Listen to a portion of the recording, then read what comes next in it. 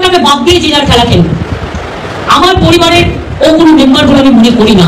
আজ থেকে আমি সব সম্পর্ক, শুধু আমি নই, আমাদের রক্তের পরিবারেরও যারা আছে, মামাটি মানুষের পরিবারেরও যারা আছে, সমস্ত সম্পর্ক ওর সাথে থেকে ছেদ হয়ে গেল। আজ থেকে কোনো রিলেশন আমার ভাই হিসেবে কেউ পরিচয় দেবেন না। ইন্ডিভিজুয়াল নাগরিক হিসেবে আপনারা কেউ কারো পরিচয় দিতেই পারে। ভাইকে নিয়ে চিন্তা তো বেশি হওয়া উচিত না, মায়ের পেটের ভাই। আর ভাইপো তো পুত্র সম, ঠিক আছে। এখন পুত্র সম তো পলিটিক্যাল লিডার হয়ে গেছে না, ওই একই পলিটিক্সে। এখন ক্ষমতার জন্য নিজের ভাইকে পরিত্যাগ করে দেওয়াটা তো খুব অন্যায় কথা। তুমি দুটো প্রশ্ন করেছিলে। আর দেখো, ক্ষমতা না খুব বাজে ব্যাপার।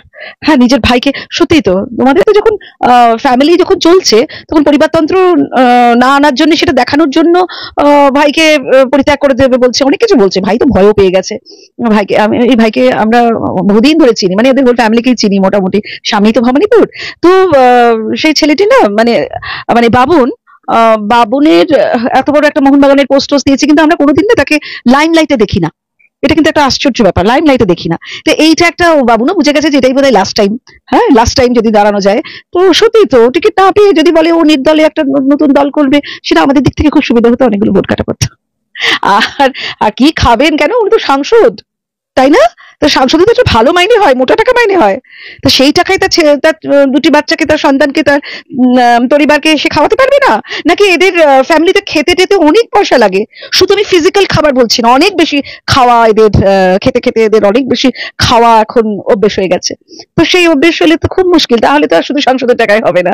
আর ওর যে অ্যাটাচড হয়েছে সেটা কিন্তু আমরা জানি না, সাধারণ মানুষ। সেটা ওনার পিসিমা বলে দিয়েছেন কালকে, কিন্তু সত্যি এটা আমার অন্তত জানা নেই। আই ডোন্ট নো অন্যরা জানে কিনা। তবে এই ওর সম্পত্তি অ্যাটাচ হওয়ার ঘটনাটা আমরা শুনেছি, হয়তো হতে পারে, কিন্তু এটা অ্যাটাচ হয়ে গেছে। এবং তার পিসিমা এত বেশি ওয়ারিড, কি খাবে তাহলে তার সাংসদের টাকা হয়তো আমাদের যে অন্যান্য সমস্ত সাংসদ সারা ইন্ডিয়ার, হ্যাঁ, পার্লামেন্টারিয়ানরা, তারা তো খাওয়ায়, এই টাকা দিয়ে তো খাওয়ায়, ভালো মতো খাওয়ায়। কিন্তু তাদের বাড়িতে এসকালেটর আছে কিনা জানি না, তাদের তালতাল সোনা আছে কিনা জানি না। জানো তো, তালতাল সোনা পাওয়া না, এটা একটা অভ্যেস।